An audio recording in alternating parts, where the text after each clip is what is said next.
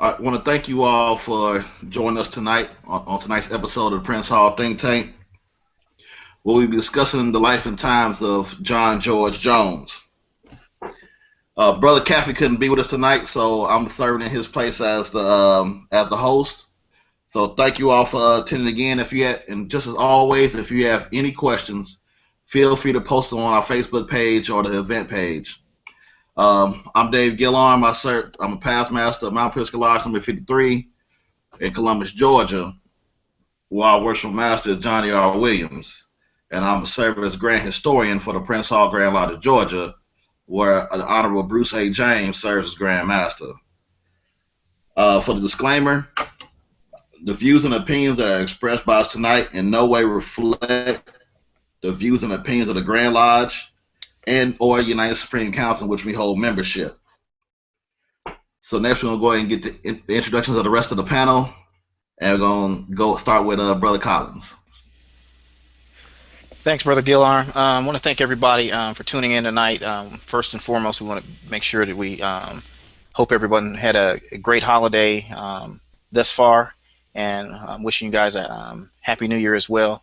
I'm Ken Collins. I serve as the Grand Historian for the Most Worshipful Prince Hall Grand Lodge of Alabama, under the leadership and guidance of Most Worshipful Grand Master Cordy Hawkins and the Right Honorable Reverend Tim Sanford, to whom I'm a member of Pride of Birmingham Lodge number 319. Again, we thank everybody for tuning in, and we have a lot of things that we want to discuss. And again, this show isn't necessarily for Master Masons, but people that are generally interested in Prince Hall Freemasonry as a whole. And we hope that you can glean something out of this. All right, next, Brother Morgan. Happy holidays, everybody. Abaragani to those who are practicing Kwanzaa like myself, celebrating Kwanzaa. My name is James R. Morgan III. I am Worshipful Master of Corinthian Lodge number 18 here in the nation's capital, Washington, D.C. We are under the auspices of the Honorable Norman L. Campbell, who is our Most Worshipful Grand Master here in the Prince Hall Grand Lodge of the District of Columbia. Happy to see everybody tonight. Thank you for tuning in. And I got a new hat at our recent Grand Lodge session. I am now the Worshipful Associate Grand Historian for the District of Columbia. So very honored to serve in that capacity, and that my zeal for the history of this organization has been once again recognized by my jurisdiction. So I want to thank Grandmaster Campbell for that. Again, my views and my words don't represent the Grand Master or the Grand Lodge, but I just want to thank everybody for their support in my Masonic journey. And thank the Prince Hall Think Tank for being a format for me to present information.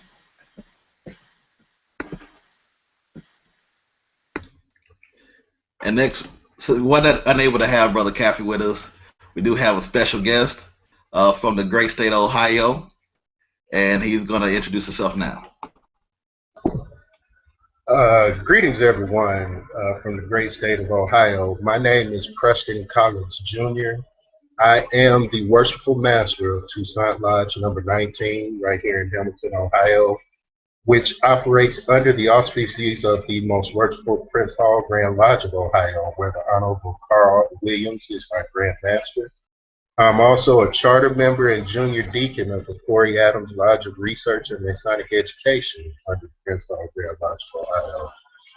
I want to say thank you to everyone for tuning in, and thank you to my colleagues for allowing me this opportunity to share with you guys.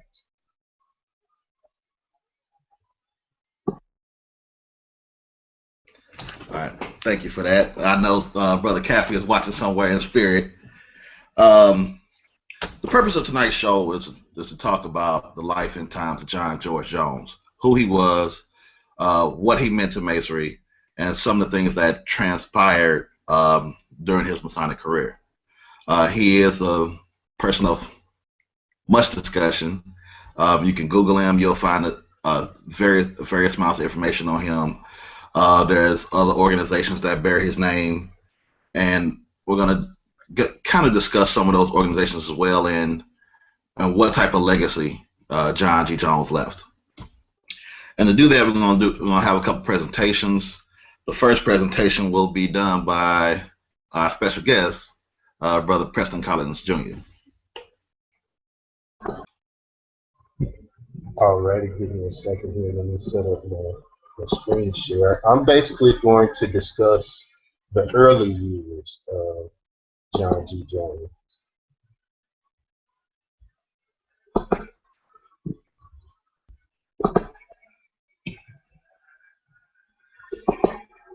Okay. John G. Jones was born September 18th, 1849 in Ithaca, New York. He was born into a well-to-do family. When he was about 7 years old, his family relocated to Chicago, Illinois, and set up residence there. And he became an avid student. He was a very studious man, did a lot of studying, and he studied law. And he was brought before the Supreme Court of Illinois, and the Supreme Court of Illinois allowed him into the Illinois State Bar on March 24th, 1881. John Jones was initiated, passed, and raised in John Jones Lodge number 7 under what is now the Most Worshipful Prince Hall Grand Lodge of Illinois.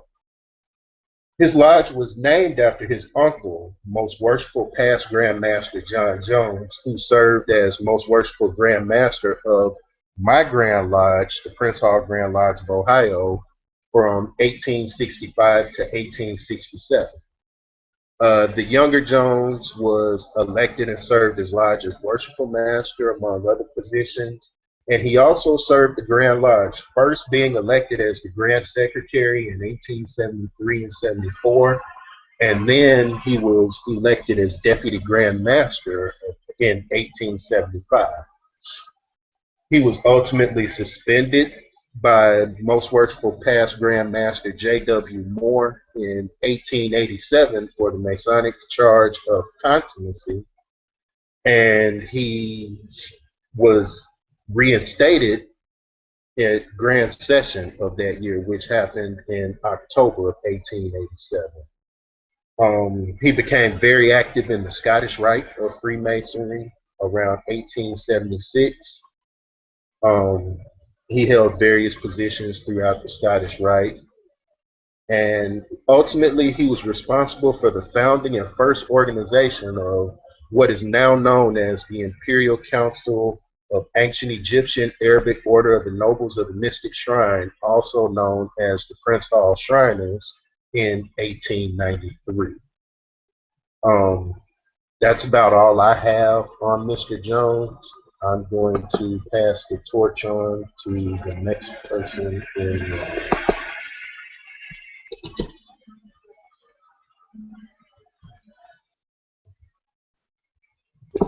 All right, thank you for that, Brother Collins. So as we see, leading up with John G. Jones' life, he was a very, very brilliant man. He was a lawyer, came from a wealthy family. He had an uncle that was a past Grand Master. He was made a Mason in the lodge named after his uncle. And if you remember on the last show, I posted a book called Masonic Abolitionist. And on the cover of that book is John Jones, the uncle, the past Grand Master. So he came from a good stock. And he was a very brilliant man. He was very influential, and he moved up the ranks pretty fast. My next presentation, I actually apologize. I'm gonna post a PowerPoint probably at the conclusion of this show.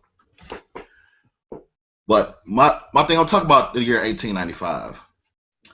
1895, John Jones was also the imperial potentate of what is now the ancient Egyptian Arabic Order Nobles Mystic Shrine. Basically, he was in charge of all the Prince Hall Shriners in the country.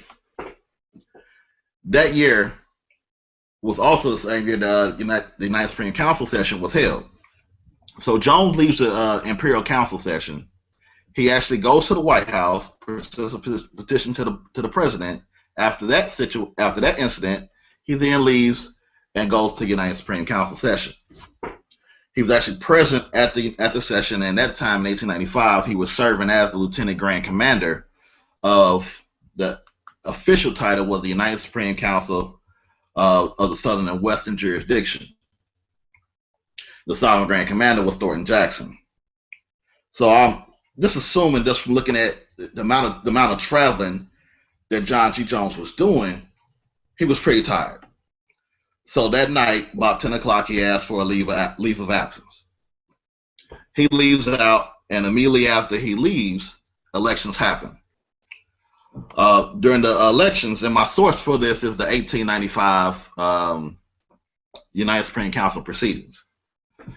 And once John G. Jones leaves out, elections happen, and the results of that election were Thornton Jackson was reelected Sovereign Grand Commander, Richard Freeman was elected Lieutenant Grand Commander, James Hill was elected Grand Prior, and John G. Jones was actually elected Grand Chancellor.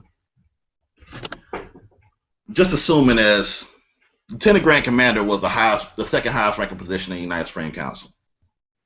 So Jones was probably felt a little slighted, but now he had been moved down.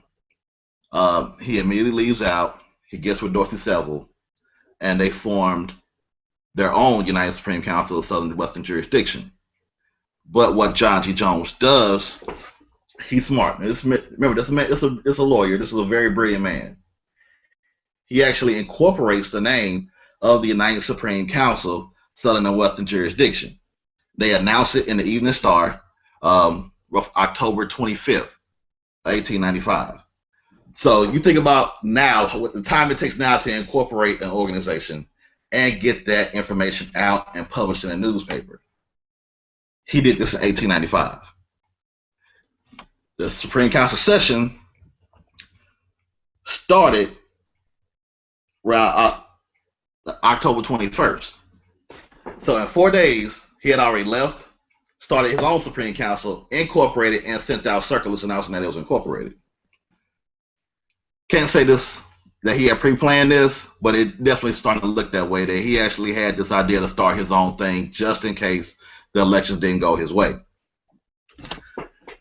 So now that he has a new Supreme Council started, and it's incorporated, whereas Thornton Jackson's Supreme Council was never incorporated. And roughly around November 7th, he sends out another circular informing the public that Thornton Jackson and a few others had actually lost the election in 1895. And let me back up a little bit. Once Thornton Jackson finds out about what John Jones has done, he suspends them from the United Supreme Council. The deputy for D.C. also suspends Dorsey Seville, and anybody else connected with the Supreme Council, Thornton Jackson suspends them. So what John G. Jones does on November 7th, he sends out the circular telling everybody that Thornton Jackson lost the election. Him and some other people they kind of upset. So because they're upset, they went and started their own Supreme Council. And because they did this, I'm going to suspend them. So when you start to look at John Jones and if you start to Google him and look at the story, it's going to say something about 1895 was the year that tore Prince Hall Masonry apart. That was all propaganda. Jones was suspended from the United Supreme Council of Southern Western Jurisdiction. Once you suspend it, or basically make the equivalent, if you fire from a job, you can't turn around after you fire and fire your boss. That can't happen. And that's essentially what John Jones was trying to do. But since he had the name incorporated, it started to become believable. Everybody's like, well, if Thornton Jackson was the Sovereign Grand Commander of the United Supreme Council of Western Jurisdiction, how did John Jones actually end up with the incorporation? So that's what made his story a little bit believable. And that really covers the 1895 era and the suspension and the formation of the two Supreme Councils. And at the conclusion of the show, I'll have the PowerPoint up with my sources for my presentation. Thank you, and I believe Ken Collins, you're up next.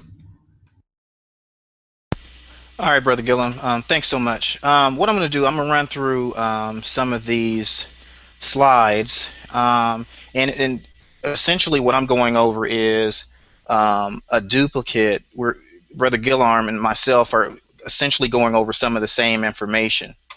So what I'm looking at in particular is the John G. Jones as the person, and as well as the man. And it's a very the Grand Lodge of DC sits in historical terms at a very high point in regards to Prince Hall Masonry dealing with John G. Jones. Because what you end up seeing is Grandmaster Hamilton Smith says the highest crime known in Freemasonry is Masonic treason, which is the overthrow or attempted overthrow of established Masonic authority. So Grandmaster Hamilton Smith, when he's talking about John G. Jones, we're not looking at John G. Jones as the swindler or the hustler. We're looking at John G. Jones as an educated, well-connected politician, very charismatic man who had Masons basically eating out of the palm of his hands, because he's not only the Lieutenant Grand Commander of the United Supreme Council, but he's actually serving as the imperial potentate of the Shrine, one of the growing fledgling African-American national organizations in the country. So they're growing by leaps and bounds. He's serving in this high seat. But then you have Jones, who in 1895 he loses his election. So then that's when we start to see the ugly points. John G. Jones, he retires for the evening. He loses the elections. He's elected Grand Chancellor. So he's gone from an elevated position to that of a lower position. And then that's where we see Masonic mayhem ensues. And then this is you also have a small portion of the 1895 United Supreme Council actual proceedings, where it says Lieutenant Grand Commander John G. Jones, Chicago, Illinois, at this stage of the session, asks to be excused for the evening, it being 10 o'clock. The commander gives him permission to retire, the election of grand officers being in order. The following illustrious brethren were duly elected and installed grand officers for the ensuing 3 years. Thornton Jackson, Sovereign Grand Commander, Richard H. Freeman, Lieutenant Grand Commander James H. Hill, Grand Prior, and John G. Jones as the Grand Chancellor. But then something happens. This charismatic Freemason, who everybody has respect for, who a lot of people looks up to, that's when we start to see, when this is what a lot of us are starting to term, when Prince Hall Masons, regular Masons, start dabbling in bogus acts. So now we start to see the clandestine activity.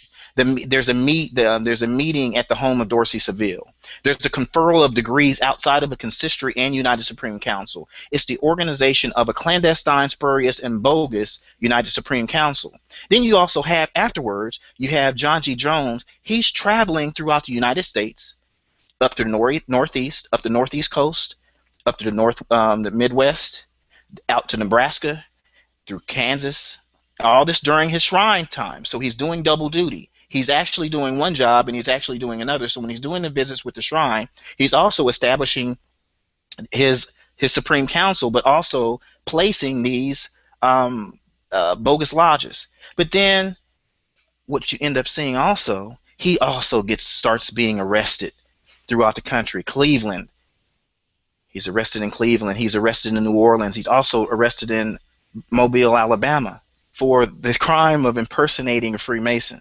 So as we go through, what we also see, specifically dealing with Jones, he's what we call an oath breaker. He leaves the Supreme Council, he breaks his oath, and establishes a new Supreme Council. So I have the actual language here. I want to make sure I go through it. I'll go through the second paragraph.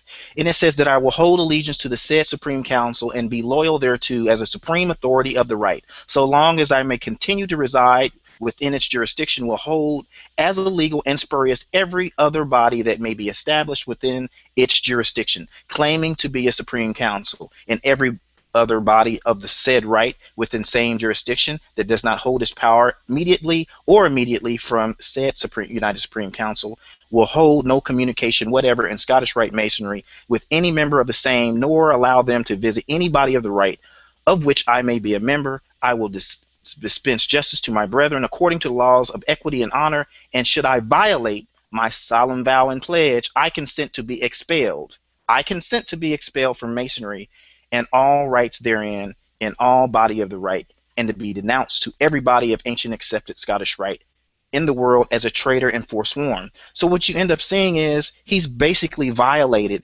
everything that there is as a Scottish Rite Mason. So if we're looking at Masonically speaking, what has Jones done wrong? One, he's the formation of his bogus Supreme Council. One, he violates his oath of fealty and his SGIG obligation. Two, he violates Article 2 as a of the 1786 Grand Secret and Grand Constitution regulations. So you're seeing where the senior SGIG is actually in control. According to Jones, Lemuel Griffin goes with him in the formation of that new United Supreme Council. The senior, if you would even give any type of credibility to it, the senior SGIG is Lemuel Griffin. He's made well before. He served as a past Sovereign Grand Commander.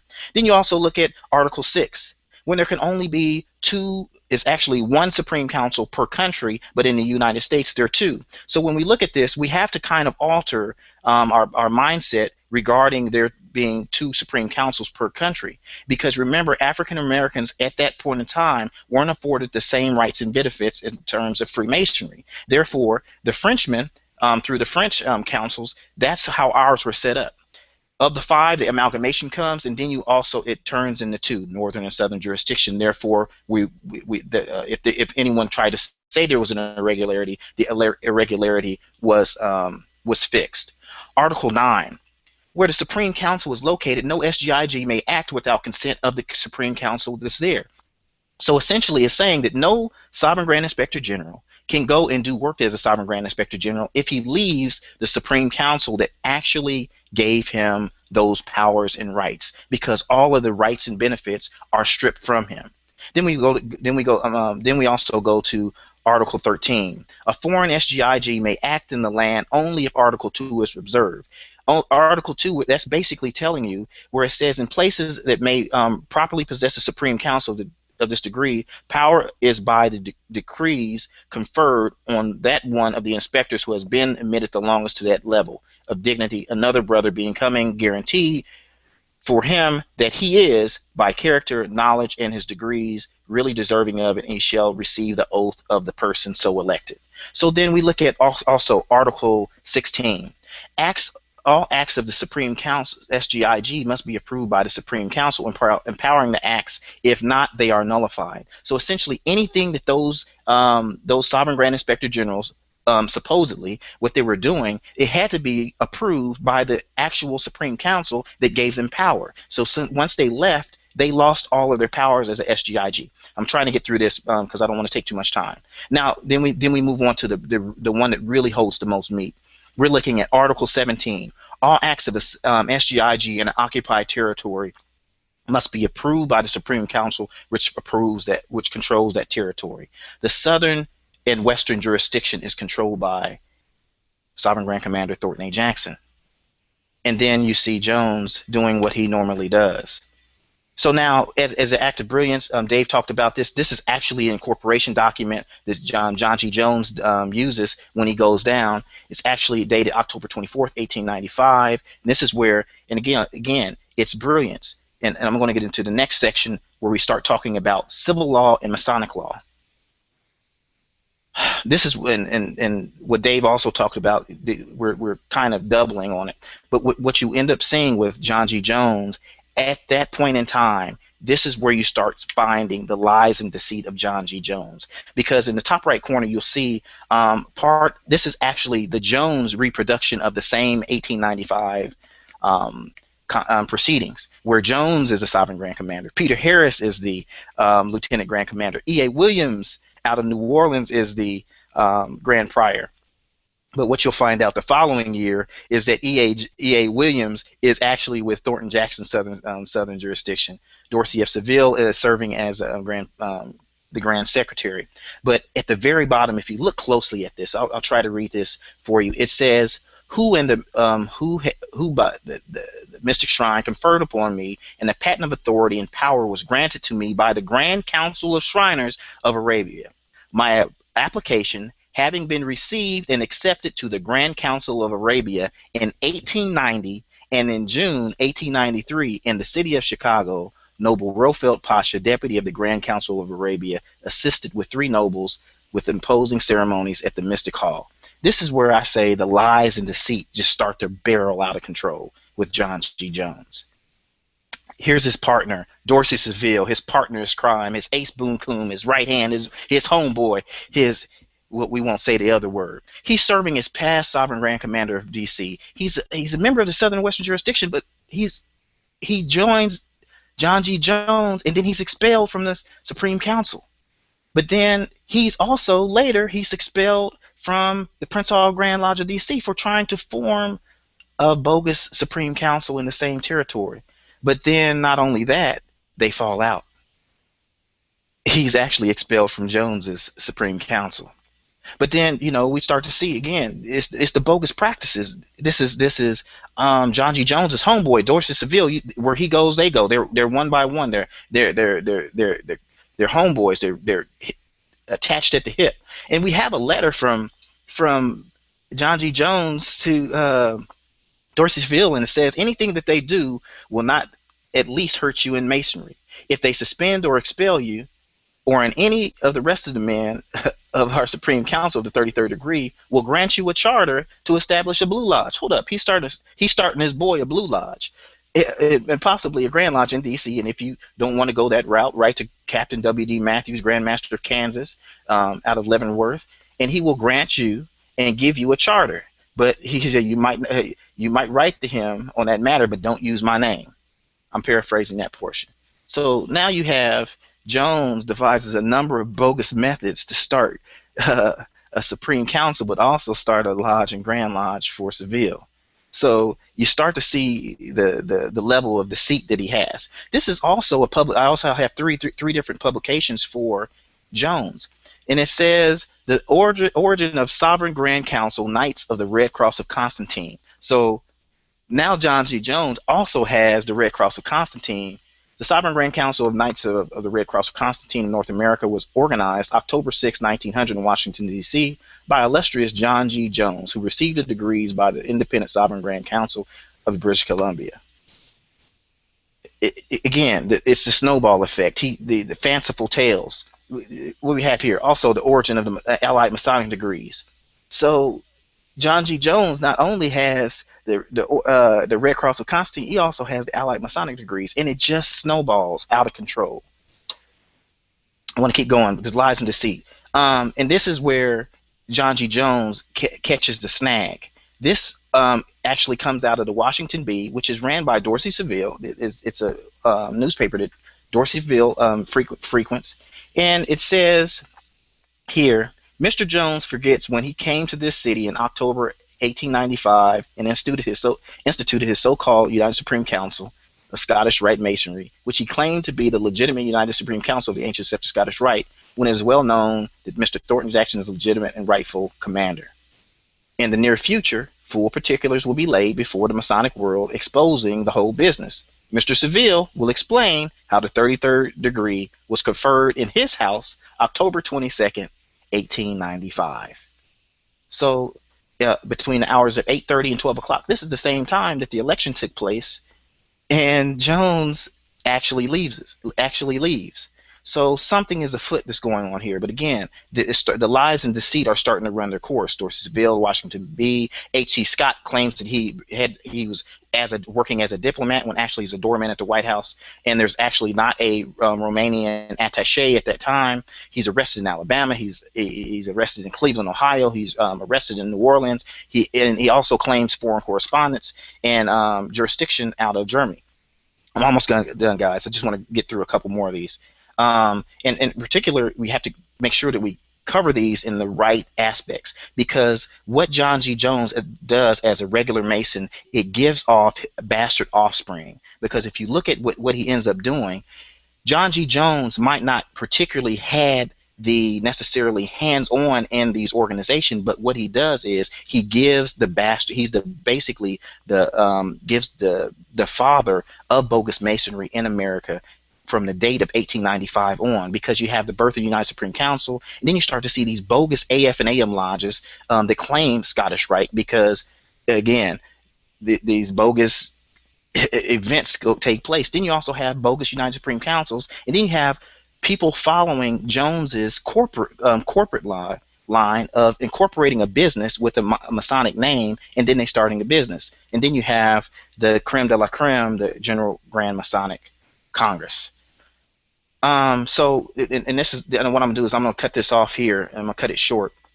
But if you look at Jones's argument, he's utilizing what we call civic laws to incorporate. So he incorporates the United Supreme Council, Southern Western Jurisdiction. He actually gets in trouble when they incorporate the Scottish Rite Lodge in D.C. because they're using the exact same name as the Prince Hall Grand Lodge of D.C. at the time. When they took him to court, they said, what you're trying to do, you're trying to place the name so close that it would confuse people, and Jones's group ends up losing that court case. But then what you also have is in early 1900s, you have one of Jones' guys, the guy by the name of McGehee, who writes to Jones and informs him that we were able to secure the name Prince Hall Grand Lodge for our entity.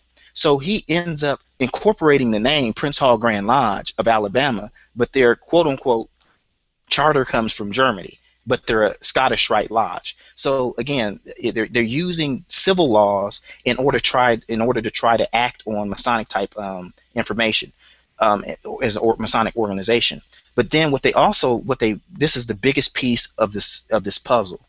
They are failing to utilize Masonic law, because Masonic law and tenets are what we're based off of. If you don't care about that, don't call yourself a Freemason. So essentially, I can go out right now and incorporate a name and call it blah blah blah blah Grand Lodge, Free and Accepted Masons.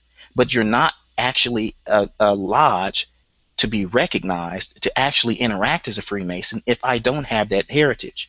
And again, the lies start to unravel when research is conducted. And then this is the main thing. John G. Jones is very charismatic. He's going through every major city, every Grand Lodge, every shrine convention, meeting with all the major people. And guess what he's doing? He's making his bribes for appointments. He's actually giving the 33rd degree out like bubblegum. He's handing it out to members. He's actually turning sovereign jurisdictions against itself. He's literally turning Prince Hall Freemasonry up on his head, and that's why we consider him the father of bogus masonry. Let me slide through one more. We should be good to go. And again, I'm sorry for taking so much time, but I wanted to make sure that we got through that. And forgive me for talking fast, but I wanted to get as much information out as possible. Thanks.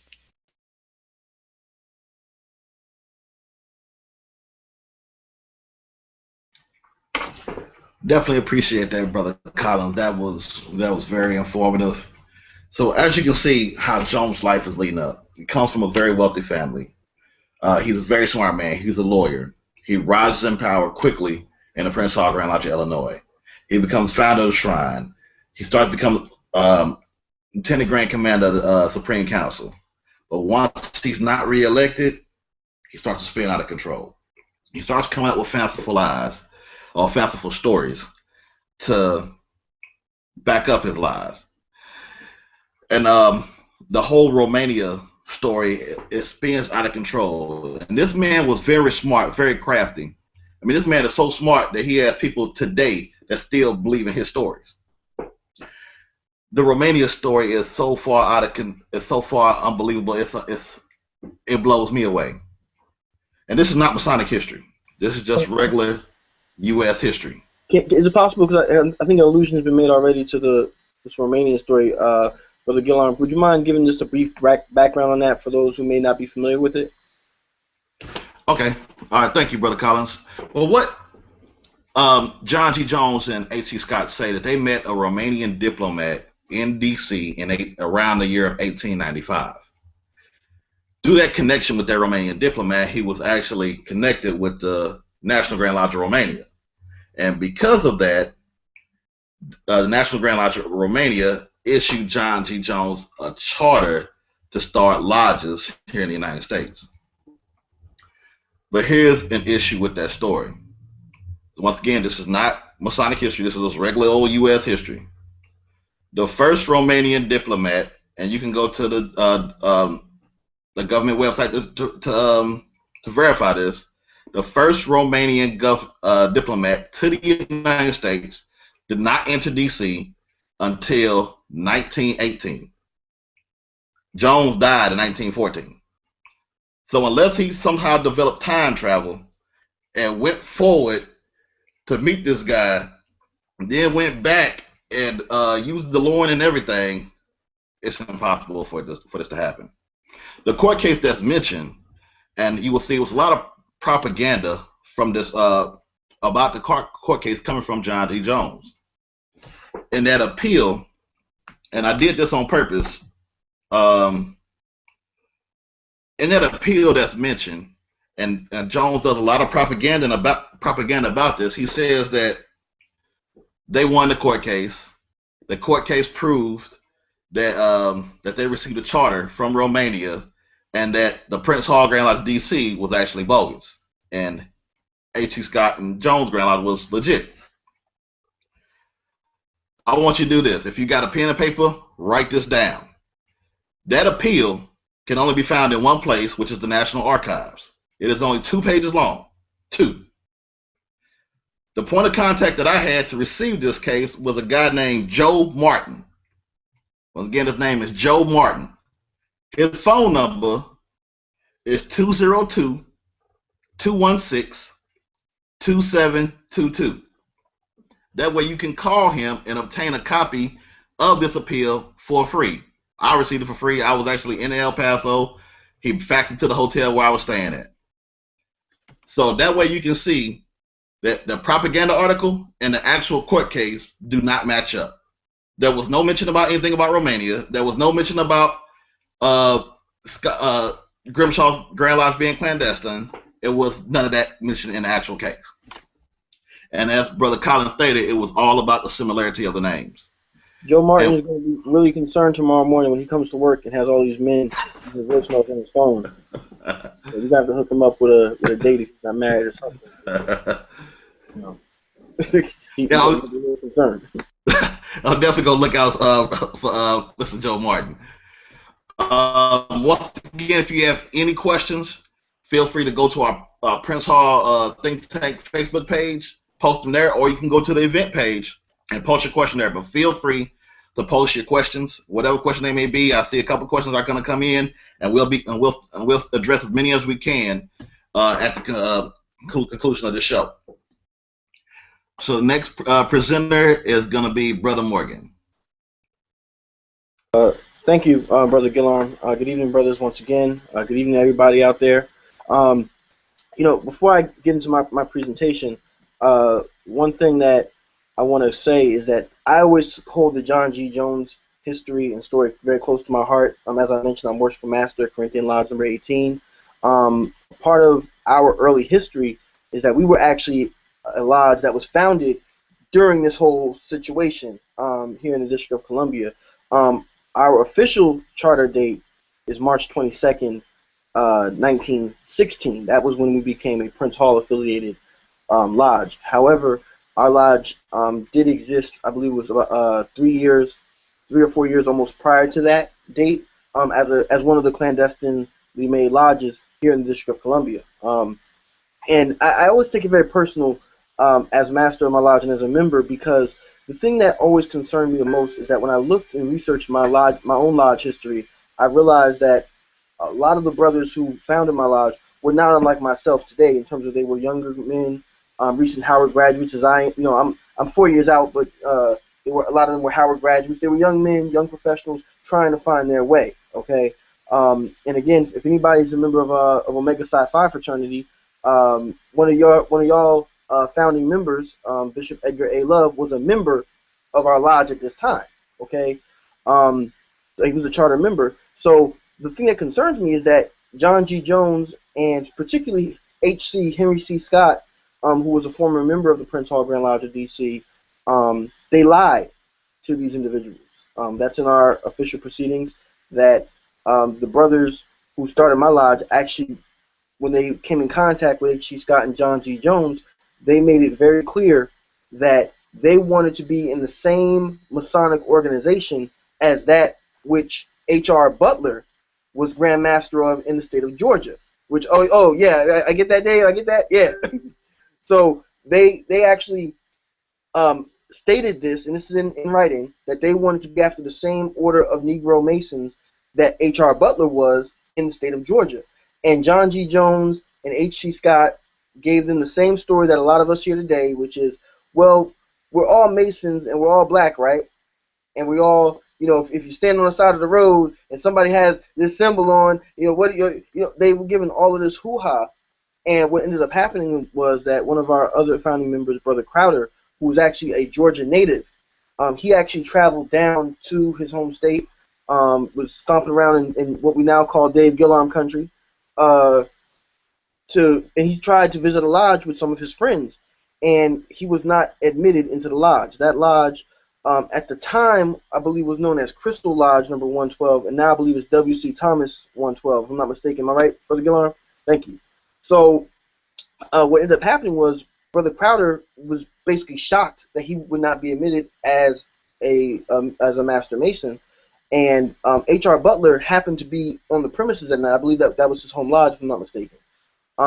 H.R. Butler actually had a relationship with Brother Crowder. I believe they went to the same. Their families, I believe, went to the same church, or something to that effect. And so he was very surprised that this young man who he knew had came to D.C., had gone to Howard, was showing up to his lodge trying to get in, and was confused. There was some confusion going on. Grandmaster Butler asked him a question. He said, "Well, who's the Grandmaster of Negroes in the District of Columbia?" To which Brother Crowder responded, H.C. Scott. And he responded that John G. Jones was Grandmaster and Grand Secretary over here in Chicago and doing this and that. And Grandmaster Butler realized that Brother Crowder and his buddies had sadly been led astray. So I just want to I just always give that background, because to me that says something about any organization that you're in. I don't think that everybody who joins John G. Jones organization is a bad person or anything like that. But the thing is, you always have to question the leadership and where you're paying your money to. And that was true when John G. Jones was alive, as well as down to the present day. So even if there's anyone out there, this is not a bash on you as an individual or anything like that, but you have to question where you're spending your money. And that goes for and truth be told, that goes for any organization. That goes for anybody. But the idea that someone would lie to these young men who didn't have a lot of money to begin with, to me, is just, I always take that kind of personal, because that was my lodge. I'm going to jump into my presentation. My presentation is actually, this is probably, I think, the shortest one I think I have done for the think tank, but I'm not going to be long, but I'm going to try to be strong for you. Let's see here. Am I up? Guys, am I up on your screens? Yep, you're up. Okay. So my presentation, what I'm going to basically do is I'm talking about some of the opposition that John G. Jones faced, and who were some of the people, to give an idea of some of the people who John G. Jones basically was trying to discredit. This first picture here, if you all can see, this is actually Most Worshipful Past Grand Master Magnus L. Robinson of the jurisdiction of Virginia. Grandmaster Robinson was actually one of the most wealthy black men in the state of Virginia in the post-Civil War era. He had a very interesting family history himself, in that he was actually related to Martha Custis Washington. His father, excuse me, yes. Okay, we couldn't see anything. You can't see anything? No. I don't know why. Let me see. Hold on. Sorry, folks. All right, am I back? Yeah. Okay, let me try one more time. All right, let's go here. No? Can you see me? Can you see the presentation? Now we can. All right, good. Okay. All right, so again, going back, this is past Grandmaster Magnus Robinson of the jurisdiction of Virginia. His family history was very interesting in that he actually had, he was actually a descendant of Martha Custis Washington, the wife of George Washington. If y'all noticing a recurring theme here, I always like talking about that, because not only about family history, but showing that a lot of your early Prince Hall Masons part of the way that they got their prestige at that time was that these were the um, illegitimate children of the old slave trade. So I always go back to that. But anyway, his great grandmother was actually President Washington's nurse the day he died. She was actually a slave on the Mount Vernon estate. His father was Most Worshipful Past Grand Master Robert Robinson, of the district, who was the fourth Grand Master of the District of Columbia. So Magnus Robinson came from a Masonic oriented lineage anyway. Okay. And what ended up happening was when John G. Jones lost the election in 1895 that we talked about a little bit earlier, he begins to go on a press campaign. I mean, really, I mean, I think John G. Jones should have been working for President Obama, because I mean that guy was amazing in terms of the work he put in to discredit people and to wage a media war, especially back when media was still kind of a burgeoning thing at that time.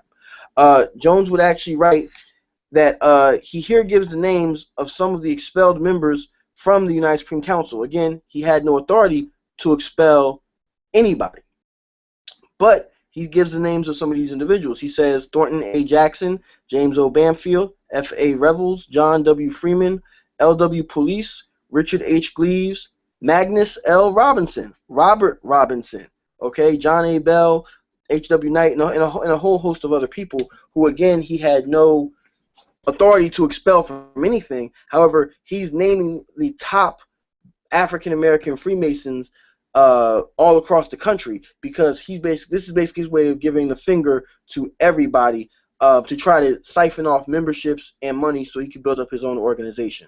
Okay, Magnus Robinson was actually brought up on charges by John G. Jones within the Shriners, again, as a way of trying to discredit him.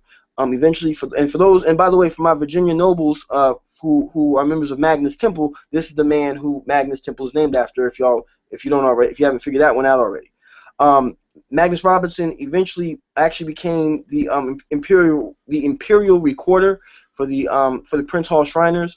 And he served in that post diligently. And this, of course, is after John G. Jones was basically booted out completely from Prince Hall Freemasonry entirely. So he was, and Magnus Robinson himself was a newspaper editor. So he actually wages a counter media strike against John G. Jones, trying to correct some of the errors that are out there. And a lot of that information can be found again at the National Archives and Library of Congress as well, and some of the newspapers that Robert Robinson actually produced. And I don't think that we've done a great job within the Prince Hall circle of really giving him that respect and that recognition. I think that's something maybe I'll have to take up in the near future. This is another individual, one of my personal favorites, Most Worshipful Past Grandmaster S. Roger Watts. He was a member here in the District of Columbia, a native of Baltimore, Maryland originally, highly educated man who had his PhD. He was a medical doctor and a dentist. Grandmaster Watts was actually the first Commander-in-Chief of Jonathan Davis Consistory here in the District of Columbia, which is for the Scottish Rite. He was also a past potentate for Mecca Temple Number 10, which I'm a member of Mecca Shriners. Grandmaster Watts actually was one of those individuals who I think that John G. Jones kind of was able to try to manipulate some aspects, because again, one thing you'll notice with John G. Jones' stories is that he always is trying to be the counter to what's actually going on in the Prince Hall world. Grandmaster Watts, the reason why I wanted to include him in this is because in the year I believe it was 1902, Grandmaster Watts actually represented the Prince Hall Grand Lodge of the District of Columbia, as well as it was seen as representing African American Masons as a whole at a big conference of Masons in I believe it was in Belgium. Grandmaster Watts goes and does this. This makes national coverage, in part because the Caucasian Masons here in the District of Columbia at that time refused to sit in that same session since Grandmaster Watts was there. And Grandmaster Watts was not asked to leave because, again, overseas, they didn't have this concept of Negro Masons, white Masons. It was just you're a brother of the craft, and that's how at least in that part of the world, how they perceived it. So this was kind of seen as a victory, a moral victory for Prince Hall Masonry back at that time. And I think John G. Jones and his collaborators, people who were on that side of the fence with him, they kind of latched onto that thing. So you'll always end up seeing them talking about, well, they got authority from a foreign power that they can't really. They say, well, we got it from Romania or Germany or France or wherever else. But then when you say, okay, well, let's go, they're not able to do that. Okay, they're not able to travel and visit other lodges, which is, again, for those who may not be Masons or what have you, that's a big part. I mean, if you're going to be in an organization, you want to be able to fellowship with other members of that same organization. Okay, so this is Grandmaster Watts again. Here is a good friend of mine. This is actually, you know, I firmly believe that God. Sometimes some people say God works in mysterious ways. I don't believe that. I think that God balances things out, and God has a sense of humor. That's my saying. This is Thornton Andrew Jackson. This is the Tupac to John G. Jones's Biggie Smalls. This is the Yin to John G. Jones's Yang. Thornton Jackson and John G. Jones, in my opinion, everybody might not agree with this, they actually shared a lot of similar qualities in that they were two very prolific Prince Hall Masons post-Civil War. They both started organizations that exist down to today that changed the face of what Prince Hall Masonry, as we know it is, how it is today, in that prior to the Civil War, when you're dealing with Prince Hall Freemasonry, you're primarily dealing with Grand Lodges, practicing the first several degrees of Freemasonry. The Scottish Rite is in its infancy, and then you have the York Rite with the Royal Arch and those kind of things. By the time Thornton Jackson and John G. Jones hit the scene and left, we then added on the Shriners, the United Supreme Council of the Scottish Rite, which again John G. Jones was instrumental in forming the United in this time period. So these people know each other. These relationships are very, very personal. Okay, Thornton Jackson and John G. Jones end up. Jones forms the Shriners and assists with the Scottish Rite and all this kind of stuff. Thornton Jackson, this is the man who is credited with starting the Prince Hall Eastern Stars. Now that story is a topic probably for another episode, but again, Thornton Jackson, we can definitely say that Thornton Jackson helped to jumpstart it and get it formally organized. I'm not going to get into those details tonight, but maybe that's something we can discuss on a future episode. These two men were giants at this time, and I think that the thing that kind of separated them was that Thornton Jackson realized knew how to play well with others, in terms of he recognized, even though he was Sovereign Grand Commander of the Scottish Rite, he still had to play well with the Grand Masters and other Masonic officials. And you can't just because you have the power to do something, or you think you have the power to do something, doesn't mean you should, because that's not in the best interest of the organization itself. Again, John G. Jones said he suspended Thornton Jackson and did all these things, but in reality it was the reverse. Thornton Jackson was the man who really had to put his foot down, had to go to court and do all these different things to try to rectify this entire debacle. Okay, so I really, really think that had it not been for Thornton Jackson and those around him, again, and I'm going to show this in the next slide, Thornton Jackson. And when this election occurs in the 1890s, he's on his home turf. He's in the District of Columbia. So again, we have to understand all these relationships are very, very personal. When John G. Jones did what he did, it was very, very personal, not only with him and Thornton Jackson, but with other people in the room as well, because they knew Jones's reputation for starting fly-by-night Masonic organizations. Okay. And then last but not least, oh shoot! I'm sorry, guys. I seem to have put down the wrong slideshow. I'm gonna come off screen share because I thought I had another picture there. I'm sorry about that. But I wanted to talk about really quickly about Grandmaster Hamilton Smith. Grandmaster Smith, who was the Grandmaster at the time of Jones' expulsion here in the District of Columbia. He actually produces a very, very enthralling speech on what happened, and one thing that he says is a line that I love, where he basically says, "This event of Jones being voted out of the top leadership occurred here in the district. Many of us in this room were there when it happened. So what the heck is he talking about? I mean, you guys were here when this occurred. So the fact that Jones is producing documents and proceedings and all these other things, to me, pales in comparison to that document alone. Because again, if Grandmaster Smith was lying, I mean, you have an entire jurisdiction or a segment of a jurisdiction that was present when this occurred. Jones backs himself up all the time in his documentation, but no, you can't. Even if you see Dorsey of Seville comes back around and says, "Hey, you know, guys, this was a lie, whatever, whatever." I mean, nobody's backing him up, but Grandmaster Smith does that. Grandmaster Smith dismantles his entire argument and says, "We recognize the Supreme Council that Thornton Jackson's the head of." Okay, you know, again, all these relationships were very, very, very, very personal at that time.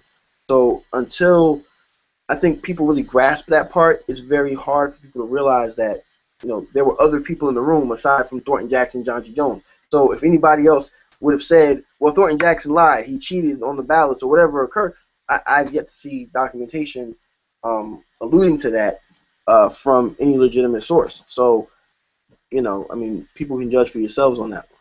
So thank you for your time. And I will post my slideshow on our group page later on as well.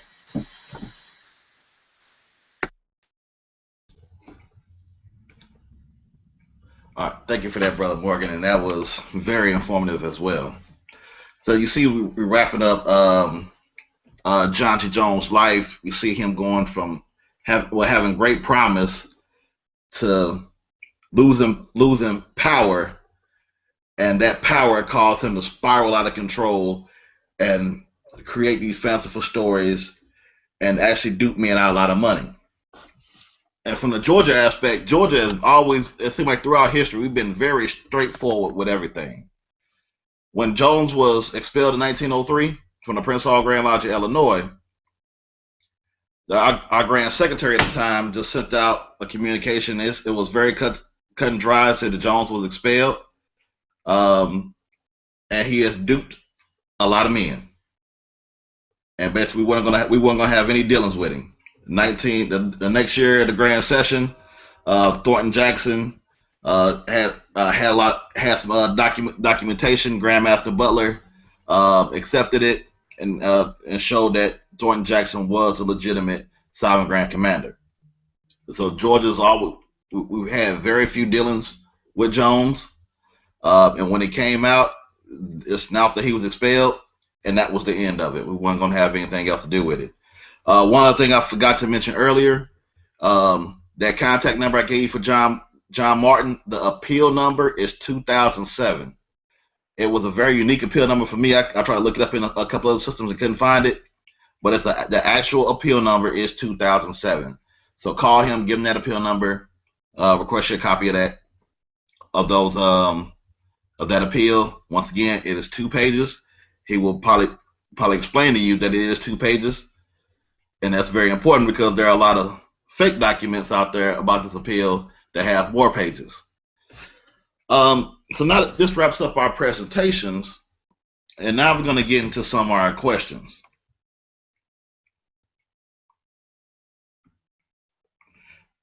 And the first question that we're gonna have is about it came from Brother Sean Daniel from the great state of Georgia. So how did Prince Hall Shrine continue to be recognized and keep regularity? Anybody want to take that one? Yeah. Could you repeat it for me again? All right. So how did Prince Hall Shrine continue to be recognized and keep regularity? Sure. I mean, I can take that if you want me to. All right. Well, for those, especially if you join the Ancient Egyptian Arabic Order Nobles and Mystics Shrine, which I'm happy to say I'm a member of myself in Mecca 10, you can get this handy dandy official history. I'm sorry I can't do the Vanna White by Joseph E. Walks, which is this book is actually to me one of the best Masonic books that you can have on Prince Hall Freemasonry or related entity. The History of the Shrine um, textbook basically deals with that information. Basically, what you end up having happen is Jones is the imperial potentate. If you look at some of the moves he was making, he was trying to just cement his power somewhere, that he was the supreme authority of some Masonic organization of black men. Eventually, he's booted from everything, and the shrine actually reorganizes itself. So you have a lot of temples, like originally he starts with the Palestine Temple, number one, but now we have Pyramid number one. I mean, there's all kind of reorganization that goes on. There's an old saying here in the District of Columbia, and actually, I don't even know if it's true or not, but Mecca Temple number 10, we were supposed to be Mecca number 1, but the day that they gave the numbers out, we threw the wildest party and got there late. I don't know if that's true or not, but that's like a running kind of corny joke that we always say here in the District of Columbia. So the shrine temples got reorganized, got renumbered and everything, and the leadership had to shift and had to change away from John G. Jones and all of that, and those brothers who were there at that time made sure to make that happen, because again, the shrine is it's a separate entity, but it's not. It's a weird thing. But the Grand Lodge said, okay, we will keep harmony with the shrine as an organization as long as the shrine that we're recognizing is not going down John G. Jones' path.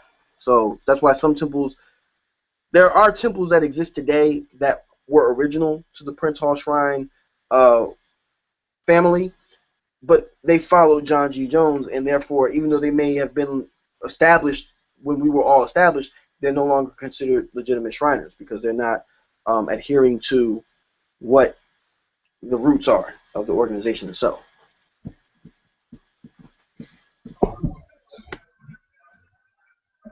I just wanted to touch on what you were just saying, Brother Morgan, about those original temples. One of those temples is Palestine Temple number 1 in Chicago, still in existence to this day. Whereas Palestine Temple under us is in Alabama, under the Prince Hall Shrine. So basically what you just said, I agree with about all of it. When we did our reorganization, when the Imperial Council reorganized and stepped away from John G. Jones, that basically pushed us away from the activities that he was doing. And if you look at it, we did our reorganization in the shrine before he was even expelled from Masonry. So that says a lot about what was going on during that time, in my opinion. One thing that I kind of find interesting that you'll see in the Shrine history book is John G. Jones came to Mecca Temple number 10 and tried to do some stuff that the nobles didn't approve of, and we put him out. So I love that about my temple. To this day, I love that.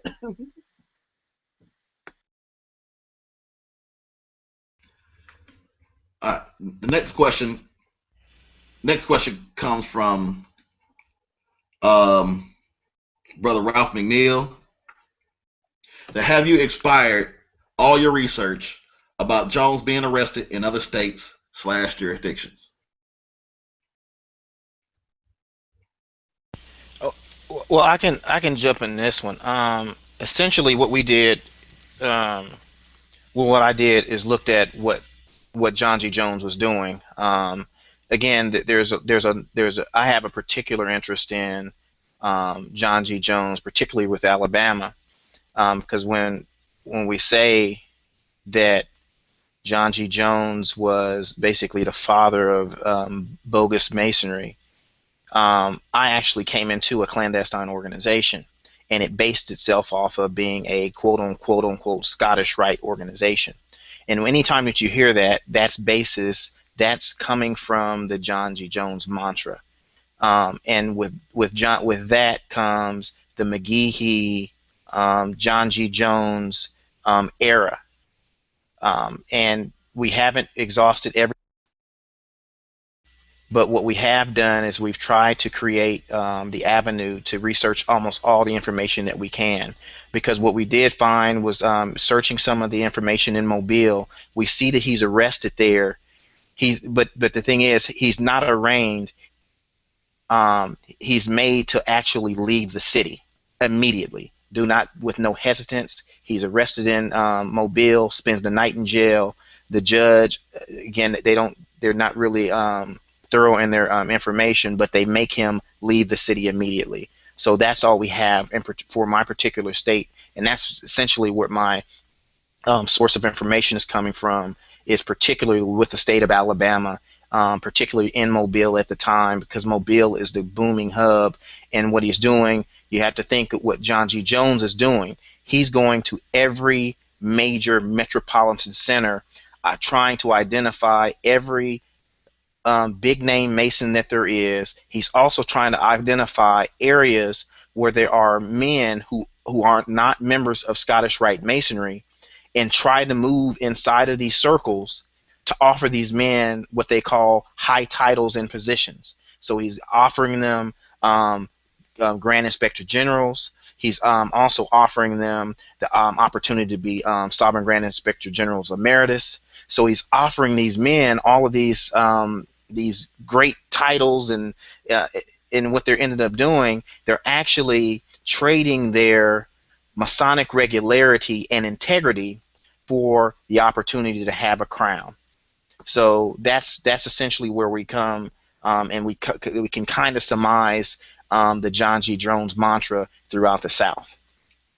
To add on to that, I just want to say I can't remember where I read it off the top of my head, but I could probably figure it out real easily. I remember within the past 2 weeks reading something about John G. Jones having been arrested in New York City as well for similar activity. I don't ask me where I got that from off the top of my head right now, but I could probably figure it out really easily this week and post it. Or if anybody cares to inbox me or something, I'll be happy to supply you with that information.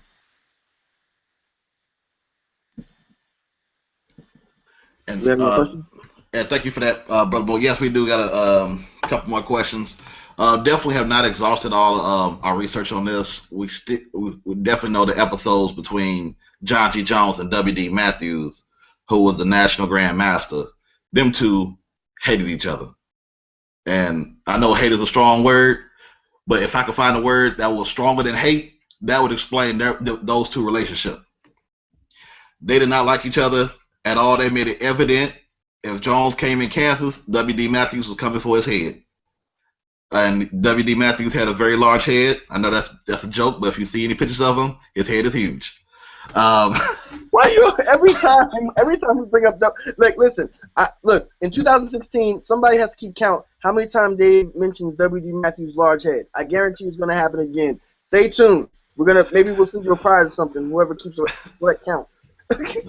Hey Dave, if I can, let me hop in real fast. We got another question from Larry Wallace. It was mentioned that John G. Jones said he was AMD and an order of Constantine. Nothing was stated on how this was disproven. Also, I recall and mentioned that John G. Jones stated he received something from an ambassador to a country of which their representative never came to America until 4 years after the death. Anything as to whether John G. Jones traveled to that country and received whatever he was claiming. On the first part of that, I just want to make sure that I'm covering that. It's a very simple task. It's calling the Allied Masonic the AMD Council, and that was a simple phone call. Most of this stuff can be surmised with a simple phone call, as well as to calling the State Department and also putting a FOIA request in the State Department's Office of Records and Archives. So that's how those were easily debunked. Again, John G. Jones as an individual is very charismatic. And when a man walks in the room and he can gain your attention, that's what he does. And you have to think, he's traveling to some of the main Masonic centers, the largest metropolitan areas, and then what he's doing, he's seeing what's going on, and he's working with these people, and he's telling them exactly what they want to hear. He's very charismatic. His speech is good. He's telling them, hey, we can get you these degrees. Matter of fact, I'll assemble a group of Grand Inspectors General, and we'll confer a degree on you right here, right now. And that's how bogus Masonry starts. And that's how regular Masons actually birth clandestine, bogus, and spurious Freemasonry. You can't blame the outside, the unknowing people. It's actually the regular Masons that actually perpetuate this stuff. And of particular importance, something that we cannot let go is the fact that clandestine Freemasonry has plagued the United States and continues to plague the United States, but is actually starting to rear its ugly head in South America, but it's also starting to rear its ugly head in Europe and the UK.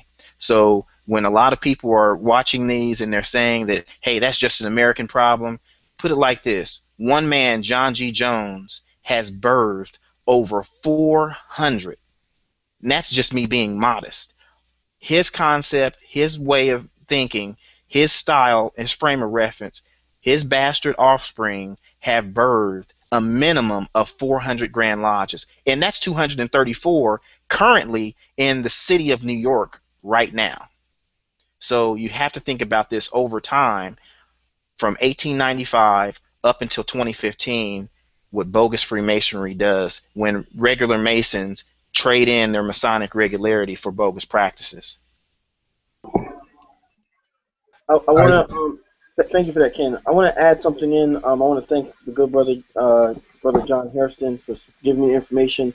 To go back to my comment about New York, Brother Hairston reminded me that he was arrested on behalf of John Burnell, who had been Grand Master under John G. Jones' banner in New York City. So I want to thank you, Brother Hairston, for that. And we'll post that information as well for anybody who wants to follow up with it. I wanted to go back and touch on something that Brother Collins said about the attitude with regular Masons when it comes to clandestine Masonry. One of the biggest problems that we face in the regular Masonic world is we have people who try to associate Masonic regularity with the color of one's skin. Because someone has a particular pigment to their skin has absolutely zero bearing on Masonic regularity or Masonic legitimacy. You will see a lot of people say, oh, well, we got to stick together because we're all black Masons. That's not true. Especially in the South. I know I'm a member and I live here in Ohio now, but I'm from Mississippi. And you see that kind of mindset a lot more in your southern areas.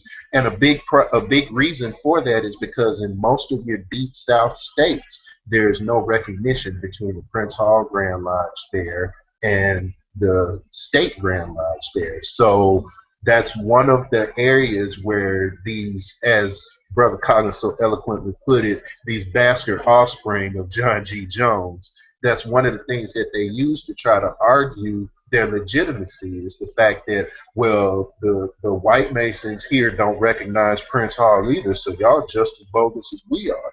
Number one, we have to learn that skin color does not equate to Masonic regularity.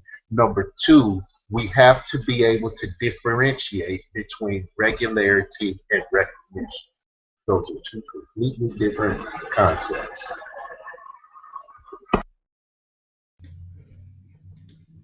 Thank you for that.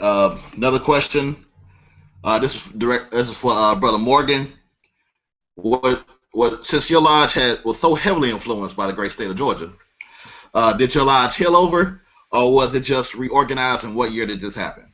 My lodge, we were healed over. The brothers themselves were actually healed into Prince Hall Freemasonry in April of 1915. So, and by the way, because I'm telling you, my inbox, I get this question all the time about Bishop Love from my good friends in the Omega Psi Phi world. I could say safely that if you want to give a date for Bishop Love or for my lodge for those brothers being healed, it would be April of 1915. I believe it was April 15th, but I can, again, that's something I can go back and pull my records and get that out. So that was April of 1915. Our lodge received our charter officially on March 22nd, 1916. The entire lodge was healed over at that time. We do have a list of every individual from that original roster. And as a side note, March 22nd of 2016 will be our 100th anniversary celebration at Corinthian 18, and I'm honored to be worship master during that time. So again, the history lives on. History keeps going. And yes, that was a shameless plug.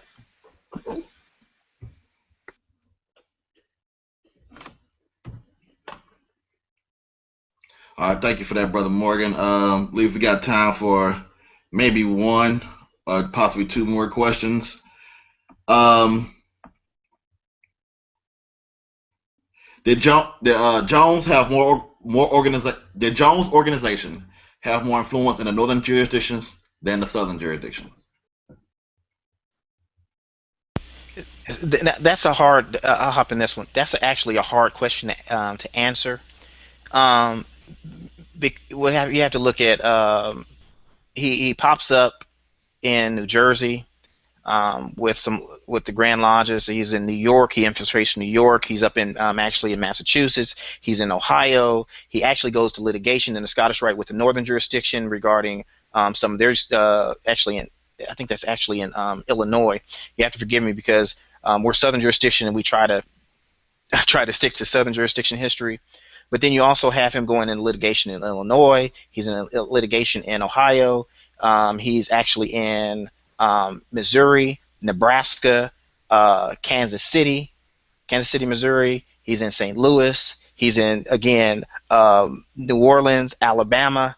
They're everywhere. They're literally everywhere. They're actually out in Texas, where they actually there's a big beef out in Texas. This guy's again, when he travels the circuit, you see him traveling under the guise of being the head of one organization, but he's actually doing double duty, doing both, not only the shrine duty, but he's also doing the duty of supplanting these organizations. And when he does that, it gains influence. There was, if you look at the early shrine proceedings for the early 1900s, they're in the interior of Alabama. And what people have to realize is that the interior of Alabama wasn't really pushed with the Masonic organizations. You had the Grand Lodge, which is, as far as ancient craft masonry. Then you also had the Royal Arch, the Knights Templar, and then you had sporadic sprinklings of the Scottish Rite. But then you have John G. Jones having three temples in the city of Birmingham. They had 3 temples in the city of Birmingham alone. So they're there. He's again, he did the right thing. He found the right people to be his mouthpieces. And the sad part about it is that John G. Jones is his temples, his shrine temples, were actually Prince Hall Masons. They're regular Masons that are still participating even in the 1900s, and up until 1907. That's when you start to see those numbers start to dwindle off, and when the two separated from the reorganization. But that's all I have on that. If I could add one thing to that, I think there's one element of John G. Jones' organization that we often ignore, which is the fact that Jones was very good at kind of creating a spider web almost, in that if you notice something, at least in my study of Jones, my reading, is that Jones liked to go to population centers. I mean, he's a lawyer, so I mean, he has friends and places to stay and things of that nature. He likes to go to New York City. He likes to go to Chicago, D.C., Mobile, or whatever the case may be. But those more outlying areas, I personally haven't seen too much of a trend, because I would say you really can't look at it from a northern southern thing. You have to look at it from an urban versus rural situation. And what I find Jones doing is he goes to these urban population centers, and he gets with those disaffected Masons or people who are already into irregular Freemasonry, and he signs them up, gets them under his banner, and then they end up becoming the dukes, or the kings of these little small kingdoms or states or whatever, under the John G. Jones banner. And eventually when Jones and them have a fallout, Jones expels them, and then they start their own Grand Lodge anyway in that state and all over again. So again, that's when we talk about these bastard offspring Grand Lodges, it's just one after the other. Every time somebody has a problem or loses an election or has an issue, they just start their own Grand Lodge down the street. That's what happens. But if you trace it back, the ritual they're using, the Constitution, all that stuff is stuff that John G. Jones basically gave them, that he basically took from Prince Hall Freemasonry for all intents and purposes. That's why a lot of people outside or who want to join don't. And I always say this: don't feel bad if you may be one of those people who joined an organization and didn't realize it. They copied and mirrored so much stuff. I mean, like Brother Collins said, he had no idea. So they copied and mirrored so much stuff to try to siphon off members that it ended up with the situation we have. But hopefully, folks will make better decisions in the future after tonight. Well, the one, if I can, real fast, also, I have to say this is that he's so charismatic. The information that they're giving you is it's so manipulative. That's how a lot of these organizations end up sinking their teeth into you. The information that they're giving you, they're fast talking you, first of all, because the person who's typically the person leading the conversation in the room is typically the most charismatic and one of the most educated, and that alone makes them the most respected in the room. So they're automatically going to grasp it. So when they're spitting all of this information out, that's when you're starting to question. You're like, well, hell, what they're saying must be true. And I want to put this up because somebody asked me, said, well, what was really said about the organization? And I want to make sure that you guys get a look at this. And what he's saying here is this is actually Grandmaster Hamilton Smith out of Washington, D.C.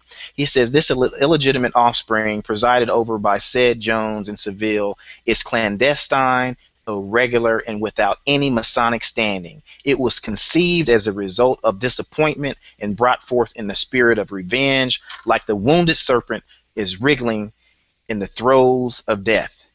Now, when you look at something like this, you have to ask yourself. You have to say to yourself, what's really going on?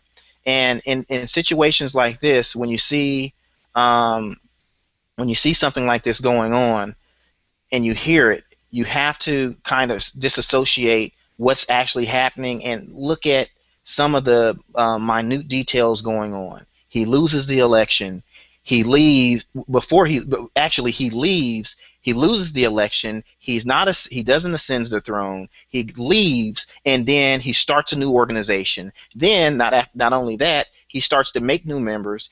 He then incorporates the corporate entity, and then he goes around and sets up new Grand Lodges. And again, it's the manipulation of the unsuspecting and the unknowing. Because once people learn about it, it's only two things they can do.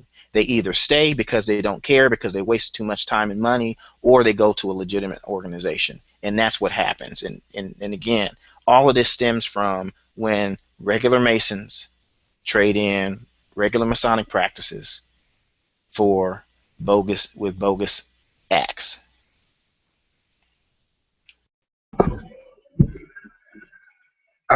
I wanted to touch back on what Brother Morgan said about people that have unknowingly or unwittingly joined these clandestine organizations. And I see it all the time on Facebook in different groups that I'm in, where you have people coming in asking, is my Grand Lodge clandestine? Is my Grand Lodge irregular? There's a simple rule of thumb today in 2015. If you live in the United States of America and you proclaim to be a Master Mason, if you are not a member of the Grand Lodge of that state, which some people refer to as the mainstream, but the state Grand Lodge, or with the exception of two states, the most worshipful Prince Hall Grand Lodge of that state, then you are indeed a member of a clandestine organization. Those two states where there's an exception are Mississippi and Florida. In Mississippi, the legitimate Prince Hall Grand Lodge is the most worshipful Springer Grand Lodge, and in Florida, the legitimate Prince Hall Grand Lodge is the most worshipful Union Grand Lodge. If you are not a member of those Grand Lodges, you are not a legitimate Freemason.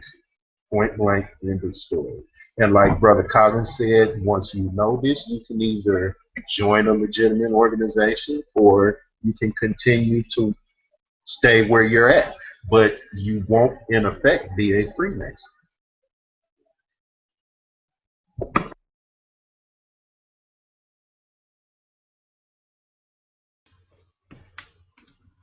All right, thank you for that, Brother Collins, and that was very point blank. I believe we're going to go ahead and start wrapping this episode up. As you can see, we talked about John G. Jones' life, from him being a very, very, very, very smart man, very influential, came from a great background, rose to power very quickly in his professional life and his Masonic career. But when he didn't get the position that he wanted, or felt that he was entitled to, he left, started his own organization, incorporated the name of the former organization that he left from, and then went and created other bogus organizations. So now we're going to have our final remarks, starting with our special guest, Brother Preston Collins from the great state of Ohio. Closing remarks. Once again, I want to thank you, brothers, for allowing me to participate in this in lieu of Brother Kathy being here. Hopefully, I have been a suitable replacement for Brother Kathy, and I hope one day you see fit to invite me to come back, and I would love to come back if you guys see fit to have me. Once again, I wish everybody the happiest holiday seasons and all the prosperity in the new year. Thank you.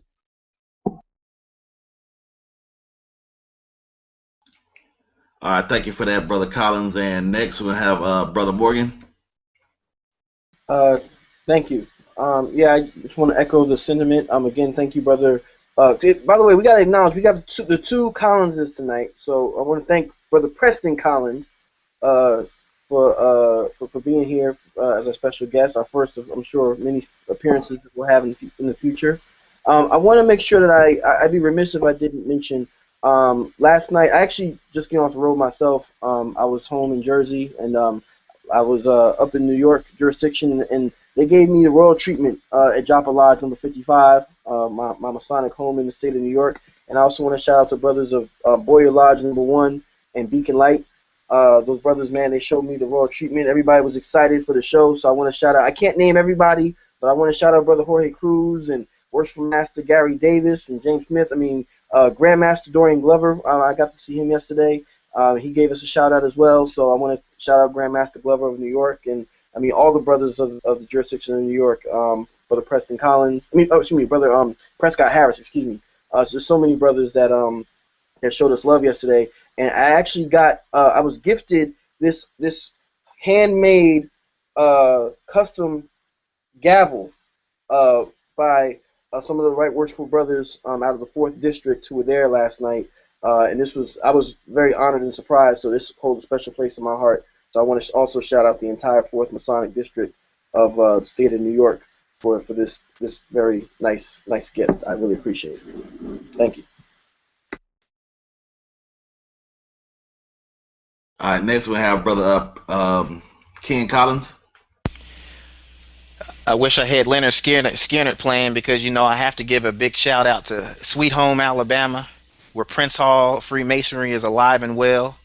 Again, just a shout out to the brothers from Alabama that are always supportive. Grandmaster Hawkins, my worshipful master,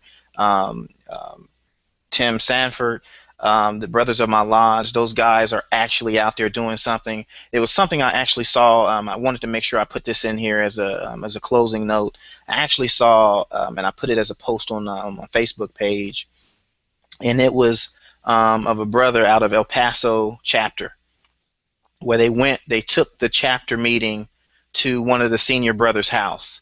They actually had the chapter meeting inside of the brother's house, and I thought that right there is what Freemasonry is all about. And the brother looked just as proud sitting in the east, honorary past Grand High Priest. He sat there. He had his red ribbon and his collar on, and he looked proud. And I was honestly moved by that, because in the wake of Prince Hall Freemasonry, these are the trying days. These are the days that people will have to say when they're talking to their grandkids, when we're in our 60s and 70s, we have to look back and say, this is what we tried to do to save Prince Hall Freemasonry. And these conversations, nothing in these conversations are against any person and or persons or organizations. These are conversations about history and what little things that we can glean from history going forward, that we watch exactly what we do, and we have to watch our actions. So to all the brothers out there, and even the sisters, and even people who aren't members of the organization, I say for myself as well as the other brothers with the Prince Hall think tank and our special guest, is that we love Freemasonry, we love Prince Hall Freemasonry, we love history, and we hope that you got a little bit of enjoyment out of this. Please be sure to tune in. I'm not sure, we got to get a new date for next month, but just another quick piece. We want to give Brother Gillarm a little snaps and claps for doing a great job serving as the host of this one. So Brother Gillarm, thank you so much. Brother Morgan, always a pleasure. And then Brother Collins, thank you for standing in for us at the last minute. We really appreciate your participation.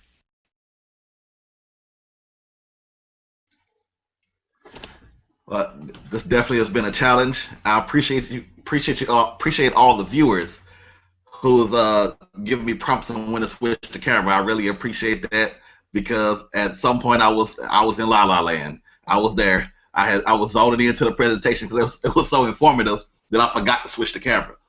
And talk about what Brother Ken said as well. Those brothers down in El Paso are awesome. I've been going down there for years. The past master Mason is always taking care of me while I was down there. And when I called him, we had a young brother by name brother Billy Michaels, Billy Mickles. I'm probably jacking up his name.